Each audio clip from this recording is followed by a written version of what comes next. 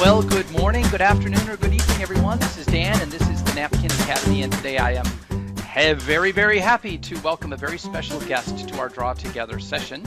And today I'm super pleased to be able to invite Mike Rohde to join us. Mike, can you hear me okay? I sure can. It's great Mike, to be here. Well, it's such a pleasure to have you. I have been a fan of your work for years. In fact, it was 2013, I believe, that your first book came out, and I've been following you ever since. So I'm going to do a quick introduction to you, Mike, and then we'll turn it over to you and to our actual Draw Together session. But for those of you, the few of you who might not know who Mike Rohde is a sketchnoter. And as I was writing it out this morning, I would say that's not correct. Mike Rohde is not a sketchnoter. Mike Rohde is the sketchnoter. So Mike, you have written two books, the Sketchnote Handbook and the Sketchnote Workbook. Tell us just a little bit, what is this all about? What is sketchnoting all about? So sketchnoting began for me as a way to solve a problem. Really, I was in pain because I was a really good note taker and I hated taking notes. That's a pretty bad place to be, right? Yeah. I'd come to this place where I wrote notes in detail, but when I went to actually draw the value from them, there were so many notes that I didn't want to dive in there and actually draw the meaning out. So I challenged myself to go to a conference with a pocket notebook and a gel pen, because in the previous way I did notes, I wrote them in pencil in a giant notebook. So I just gave myself too much space, and this pushed me to the direction of really analyzing notes in the moment. Yeah. And focusing and using my drawing skills as well as just writing to sort of make them more visual. And that's where it all began. Fantastic. Well, we're going to talk a lot more about that because I've actually pulled some quotes out of your Sketchnote Handbook that tell a little bit about the genesis, and you and I are going to draw those pictures out. But I wanted to add one more thought before we really kick this off, that Mike Rohde isn't just the sketchnoter. You know, Mike, you're kind of a hero of mine, because what I really think you are is an artist. And I know many authors. We all do. I've had a chance to work with many authors. And I'm going to put you in the category of a true artist. And what I mean is, just when I go through and look at the quality of the work and the effort that you put in to planning out your pages. And if I've got it right, Mike, what you're seeing on the screen right now is I pulled this off of your site. I believe this was an initial sketch for a page from your book, and then the completed page. Is that what we're looking at here? That's right. The process for me was to write the text, and then I pencil sketched basically the whole book, and then based on that, built all the pages. Your work, I'm going to flip to the next page. When I call you an artist, I mean it because I see such an incredible amount of effort that you put into your work. Just, it's remarkable. You know, I'm a big fan of Peter Jackson's films, the Lord of the Rings films and the Hobbit films. And I remember years ago reading a review of the films where someone said that Peter Jackson is one of the most generous directors out there because of the amount of effort that he makes on behalf of his audience. And I'm going to put you in the same category. When I look at just this page, for example, back up there, the level of detail that you're putting in to your work is phenomenal. Can you just tell us a little bit about your process? We're going to talk about this more in detail later, but just a little bit high level, what goes through your mind as you're doing this work? Because it is a lot of work. Mm-hmm. I think it's something that's developed over time. So what I did when I first started is maybe a little bit different than what I do now. I've learned some things, but basically what I'm doing is I'm sort of filtering in the moment. That was sort of the revelation for me, was there's a lot of things being talked about in a talk that maybe I don't have to capture all of it because I may not even apply to my life. Okay. So what the revelation was, like, hey, look, I don't have to write everything down. What if I just write the things that are relevant to me or I think are valuable to me? And so it sort of eliminated a lot of, having to keep up with things. That was one of the big challenges, just keeping up with all the content, and that I really had no time to think about it. So the space that I got by focusing on what was the big idea gave me the freedom to start playing with lettering and drawing, and some of it is preparation. So if I go to see someone, I'll probably do research on them. I'll have a reference for what they look like. I may, before the talk begins, I'll actually sketch out that header you see up there for like John. So that'll be prepared ahead of it. So I'm not scrambling to do it. And I might even leave it blank and do it after the fact rather than try and hurry it, because I want to focus. I want to give lots of respect to the content. And then as I hear things, images come in my mind about what that looks like, and I just capture what I see and try my best to make the layout make some sense for me so I can go back and draw meaning from it later. Well, I will tell you for anybody, any of our associates, and I see even more people have joined us, I just want to share with everybody, really, for all of us that are Napkin Academy associates, and kind of by definition, that means that we spend a fair amount of time sketching as well as writing. You're going to be Mhm. hard pressed to find a better workbook than those books by Mike Rohde. So, Mike, again, thank you so much for your incredible work and for joining us today. And what I'd like to do now is let's get to the real show here. Mike, are you ready to do a little bit of draw together? I'm always ready to draw. All right, good deal. Okay, so here's the way this is going to go. Really quickly, there are rules. There are some rules. Okay, the rules are select a topic. I will do that. Then together we will draw it. Each person gets to draw 5 lines. Mike, as the guest, you will be starting. Or if you really want to write something, that's fine. You can write 5 letters instead. And then you will virtually pass the pen over to me. We'll pass it back and forth. And I know you're going to be really good at this. We will talk a lot as we draw. Okay, so Mike, here we go. What I've got is I've got 5 doors here, each one of which represents a quote from your book, the Sketchnote Handbook. So Mike, which door would you like to pick to start with? I feel drawn to door number 2 for some reason. Door number 2, draw to door number 2. Let's see what door number 2 says. Okay. Well, Mike, this is your quote, so why don't you go ahead and read it? What does this say to us? Sketch notes are about hearing and capturing meaningful ideas, not how well you draw. Okay, and let's go ahead and draw that out. So, Mike, do you see the Ziteboard screen there? I do. Okay, so here's what we want to do. We want to draw a picture that describes how sketch notes are about hearing and seeing well and not about how well you draw. So you can go ahead and start. Interesting. Well, that's an interesting challenge. Well, one of the things that I would say that I encounter having done lots of workshops is many people will come in and they're not artists at all. In fact, there may be, I imagine many people in this Draw Academy are in the same boat, right? They feel like because they can't draw that maybe they can't do this work. And the thing I'm set out to do is to try and convince them that drawing should not be a limitation. Okay. So I would say, boy, this is an interesting, it's so conceptual. Yeah, it's going to be a trick even for us. Yeah. All right, so this is good. We need to be challenged. So We do. I'm going to say, I'm counting. Oh, I think I can maybe just do it. Okay. So what you're seeing here is the bar or the wall. So people see the wall. Yeah. Of not being able to draw as being a problem. What I'm drawing here, and I couldn't do it with more than 5 lines, was maybe that wall is lower than you think. Maybe you can actually step over the wall. Well, let's go ahead. Yeah. Let's go ahead and see if we can do it. So I'm going to use 3 of my letters now, and I'm going to actually label the wall as art. That's what I'm going to think. And I'm going to say, and I'm going to see if I can do this, and just because I've used 3 of my lines already. I've got a person here, and they're not happy. Okay, so that's as much as I've got. Your turn. All right. So I think what I'm going to do is I'm going to suggest that they're 2, 3, 4. They're looking at the wall of art that they can't seem to get over. Exactly. Okay, now what I'm going to do is over on the other side, I'm going to make a kind of a little heaven over here. Let's see if I can do this with this one line. There's this beautiful cloudy heaven over here with a gold star. I'm going to do this as one line in the middle of it, which is where I want to go, because that's where I'm going to say, I've got another line. That's where real ideas are, over on the other side. But I can't get there because I'm on the wrong side of this art wall. So I think the way that I think about it is, who says we can't do an end around art? So I'm going to say, there we go. There's 1, 2, 3, 4, 5. So we're not going to go over art at all. We're just going to go completely around that dang thing. Right. And okay, good. And so the way we're going to do that is I am going to draw our person again, and I'm going to draw them with really big ears and really big eyes. Look kind of like a monkey. That's not my intent, but there we go. Okay, that's all my lines are done. So our end run is going to involve really good ears and really good eyes, right? Yep. Okay. So what I'm going to do is 1, 2, 3, 4, I'm going to say that's my fifth line.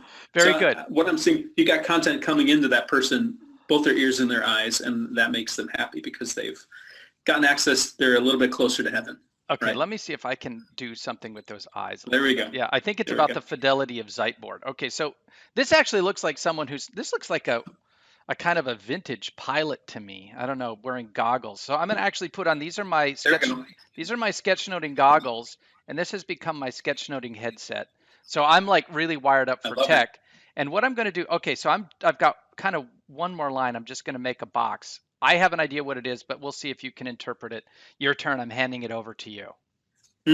So how would I interpret that? A box. So if he's, I guess we could see that as technology of some kind, right? I think it Or is. Yeah, I've got an idea, but again, I'm going to be quiet about it. so do we? I mean, if this is the thing I'm using, does that count as one line? It does indeed. Oh, good. Okay. Okay, one more. Now I don't have a hand here, so I think I need to do some kind of a hand. I'll suggest a hand this way. That looks perfect. Because what I was thinking, and I can still add it in, is the box I was going to draw, let me add it again, was something that I'm going to call a kind of a framework. And I think this is the Mm-hmm. framework that you provide us with your sketchnoting, because I think this is the beauty of your books, is it's not just saying to us, obviously you tell us, be a very good listener, be a very good looker, and you also provide us a framework by which we could do that. And that's what I think is one of the real benefits. So I'm going to call that the sketchnoting framework, the kind of the Mike Rohde framework that you've given us to help us Mm-hmm. enable ourselves to use those tools. So I think we're close. This is really good. This is really good. You want to add another couple of lines in here? You know, I thought initially I thought that the iPad was a mistake because obviously you're talking about the framework, but I think it actually can illuminate a point. And I think Okay. I'm going to draw another square here. But here what I'm going to draw is a pen, and it's going to be, but the suggestion is analog and digital. So I guess Right. if I could do, Right.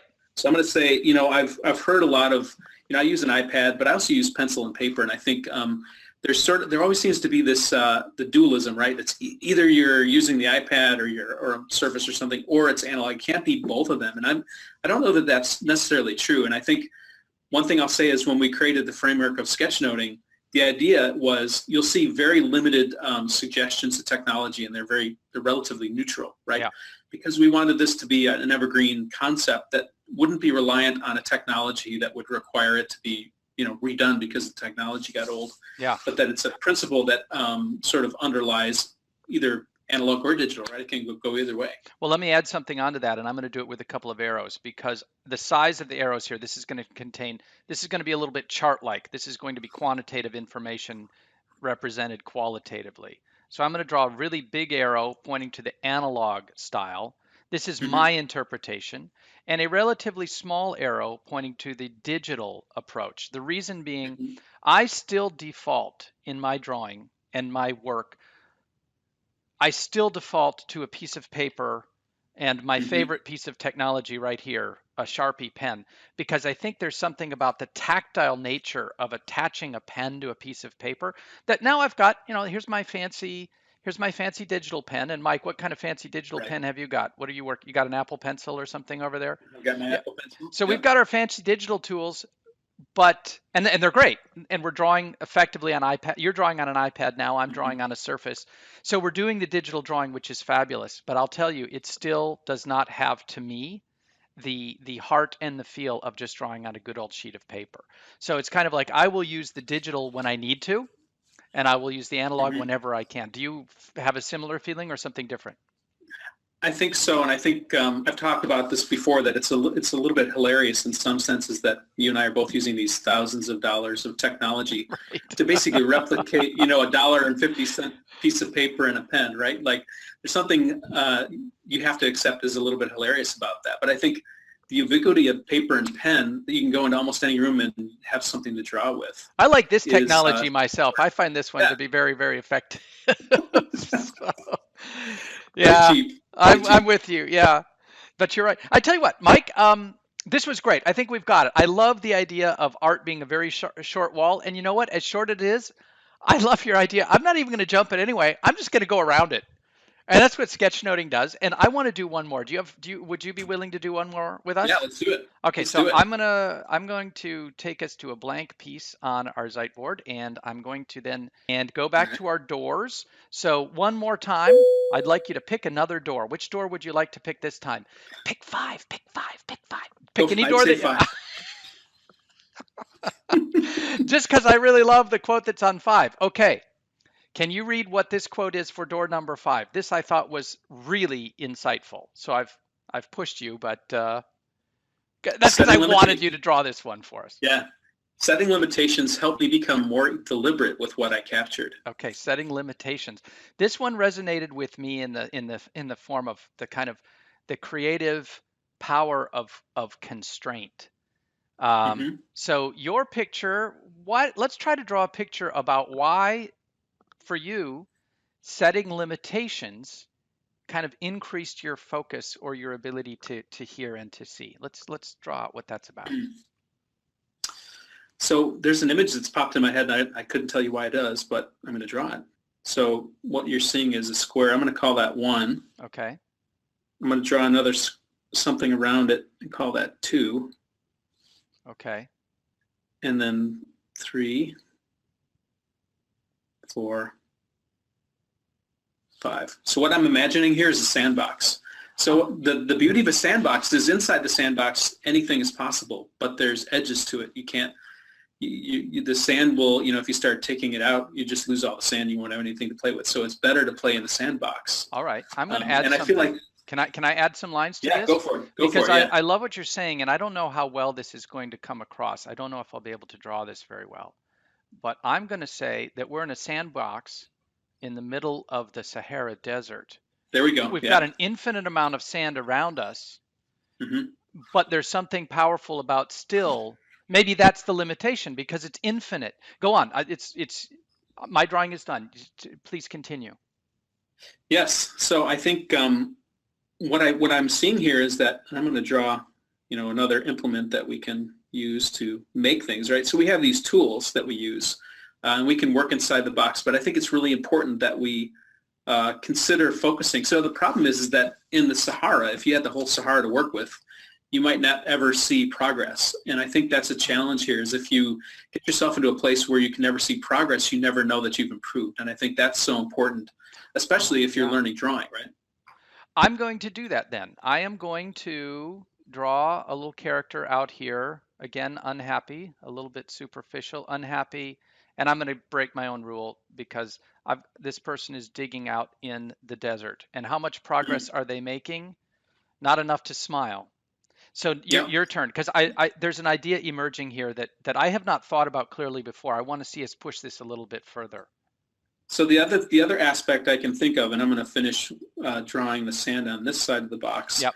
The beauty of the sandbox is you can see it 2 ways. You can see it on the one hand that it's some kind of a limitation that you can only work in this space. Mm-hmm. And that would be maybe the negative way to look at it if you want to call it that. But the positive way to look at it is the problem with the Sahara is you can make progress and come back tomorrow and your sand will probably be blown away and you can't see it anymore. It's lost. Yeah. So, the beauty of a sandbox is you've got some level of protection to your idea. So because you're limited, but you're also focused and it's protected in that sense. I think this is absolutely beautiful. I would like you, Mike, to add a little bit more to this. I want to see something. Well, maybe I'll do it. Is it my turn to Go draw? for it. I Okay, think so, yeah. so just to kind of draw, to visually state the obvious, inside the sandbox, my little character is smiling, and I don't know exactly how to capture this, but I'm going to try it in a little, well, I'm going to actually just draw a little thought bubble here, but you get to draw what's inside the thought bubble. I think my Mm, character, all of us inside the sandbox, have something new to say or think about based on what you and I are mm, talking about. mm. So the other thing that I'm thinking about this, the nice thing about the sandbox is there's a level of safety, like because you can actually deal with what's in it, you can actually work in there. So I would say I'm going to just write some words, I guess. Okay. And I may break the rules here. It's fine. We're well enough along in here. We can break all the rules we want. I feel safe to explore. That's Yeah, the feeling that I think I'm getting a sense of. Did I catch where you were heading it to is some degree? because out here I would say all I know is that it's endless, Hmm. and endless is not. I also would like to say that within the sandbox, I want to add some symbology now because I think some of Hmm. the things that you mentioned is one, inside the sandbox, I can have the feeling of making progress. This is a symbol I like to represent for progress. Hmm. Whereas outside of the sandbox, there's no progress. It's just an endless spin and spin and spin and spin. And I think I've drawn my lines. Um, I think we're there. Do you want to add anything else, or do you think we're good? Um, I think we're pretty close there. I think it's just a really encouraging thing. And I think maybe the other thing that I'll draw if I use my other 5 lines is maybe somewhere else you've got a different sandbox waiting, right? Oh, of course you Right. do.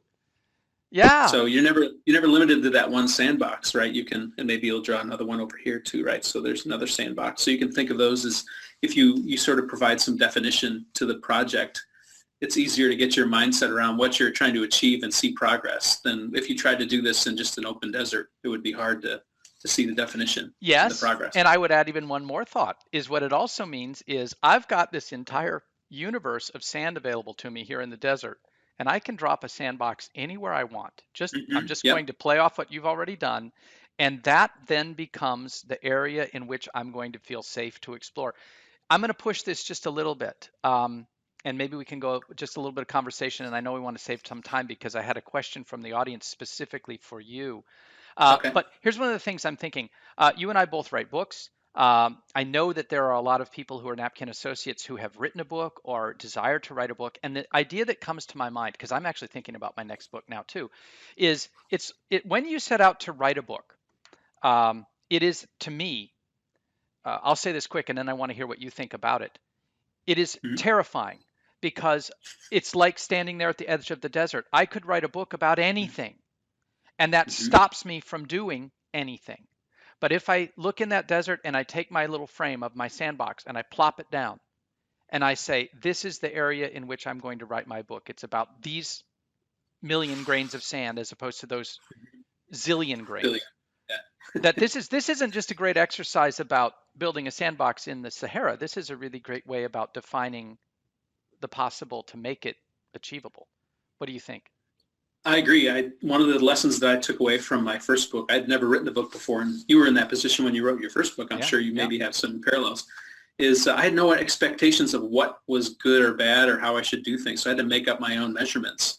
Ah, And one of the things that I learned was, working in a creative industry, sometimes you can get away with pulling an all-nighter or maybe working all weekend and delivering something. With a book, you can't do that. It doesn't work that way. You can't just pull a book out in a weekend. no. Maybe you can do the table of contents, maybe, Yeah. but the reality is for a large book project like this, it's all about consistency. And what I learned was if I could focus myself to achieve something good in the day that I had and go to bed knowing that I'd move the project forward, that was enough. And I found like when I shifted my mindset to that, that helped me to see progress, to feel confident, and then the momentum started happening. Like if I started thinking about everything that needed to be done, that was sort of like stepping out into the Sahara and thinking too broadly. Like I had Exactly. to return back to the frame and focus on the thing that I've set out to achieve. That was really valuable.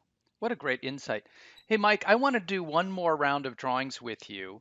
And Okay. I believe, as I know that there's one of our associates who posted a question on the Napkin Academy a couple of weeks ago. I think it was Paul, but I might be wrong. It might have been Peter.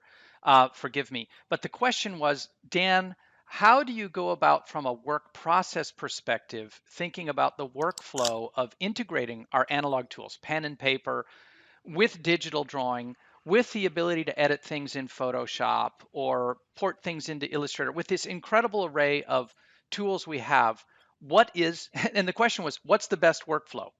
And unfortunately, there is no answer because there are many, many different workflows. But Mike, as someone who has been down this path more times than the rest of us combined, I'm going to draw another Zeitboard here, and I'm going to ask you if you would to take a couple of moments and kind of map out for us what is your workflow for I guess the end state that we want to achieve is a digitally shareable sketch. Um, Hmm. so the final expression is probably something that is posted online. But what might Okay. what are some of your workflows that you might do to achieve that? Just walk us through. I'll be quiet and take us on Sure. a little guided tour of the process of Mike Rohde's brain. So the way that I approach it a lot of times is I try to plan ahead as much as I can. I'll of course have some kind of a notebook, so I'll just represent a notebook here. A lot of times I'll actually take a second notebook. I've had occasion where I did sketchnoting for a project and the notebook I had blew up, and I would have loved to have had a second one.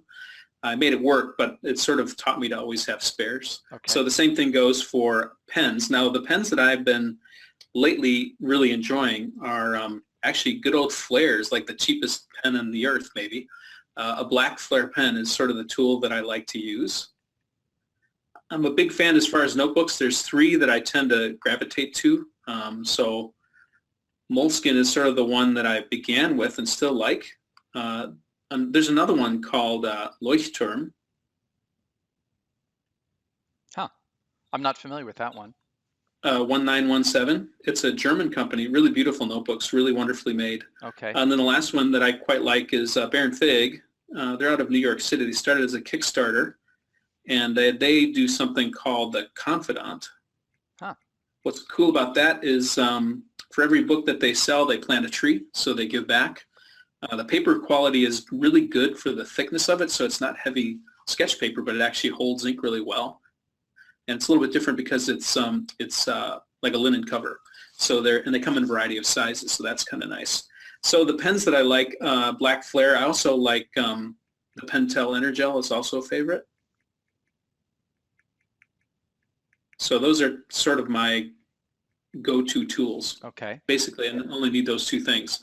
When I go to a conference, then what I'll do, and I sort of alluded to this before, like if I'll open up the page and I'll sort of look ahead to, I'll do some research. And a lot of times what I'll do is if it's a person, I might draw their picture and then I'll do some kind of a title before things begin. Sometimes I'll do a separator to sort of separate like this. And then I'll wait for the event to begin. And then I'll just basically start drawing, whatever it is that's coming in, and I'll capture that in the notebook. Mm-hmm. So now I've got sort of my subject. What I also carry along is, of course, my phone, right? Mm-hmm. The beauty about the phone, any phone, almost any phone, is the cameras on these are amazing. Yeah. And so what I'll do is I'll take a photo. A lot of times I'll just use the standard photo tool, take a picture.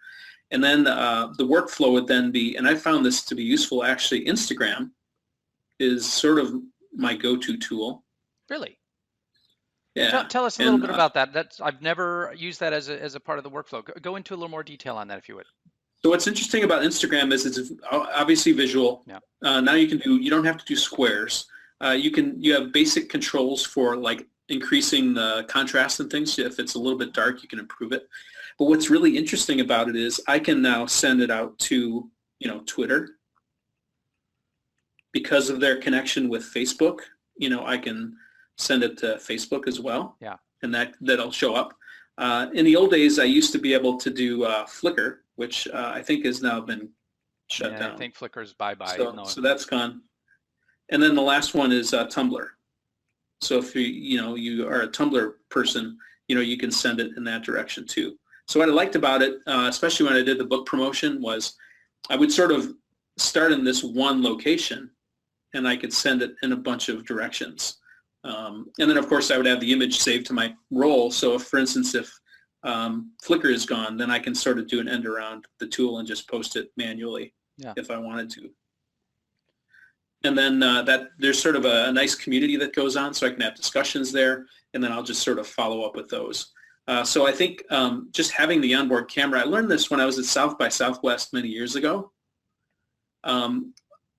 Back in the old days, it was sort of like a jealousy moment. Like if you were going to South by and people weren't, they would get angry at you and like shut off Twitter because they couldn't hear everybody bragging about it.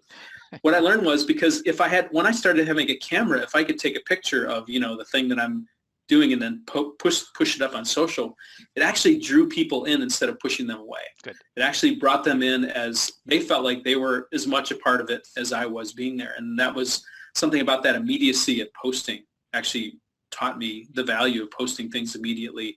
And I think the other thing too is that the perspective of using drawing instead of just photography, there's something personal about it, right? Absolutely. I think that adds that detail. So this is basically my flow. I've sort of pared it down to make it as simple as possible, as few items as possible, a couple of books and pens. You take a photo and push it out, and that's what I do.